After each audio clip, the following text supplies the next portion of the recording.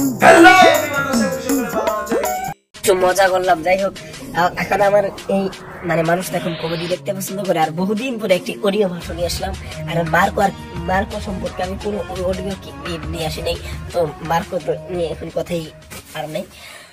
তো একজনে দেখলাম ফেসবুকে করেছে মার্কো আর কি জমজ ভাই, তা এই পোস্টটা করেছে, তা এটা নিয়ে মজা করে লাগাইলাম। আচ্ছা ঠিকই তো বলেছে, এত পরিমাণ ভাইলেন্স, তাহলে মার্কো আর কিন্তু জমজ ভাইও নাকি?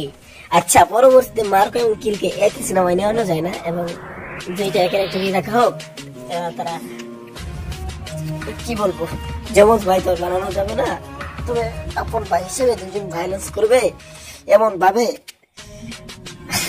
আর কি। এটা কমেডি ঝর্ণার নিয়ে আসলাম। এখন এটা আপনারা মার্কো এবং কিল আপনাদের কাছে কেমন লেগেছে অবশ্যই জানাতে পারেন কমেন্ট বক্সে।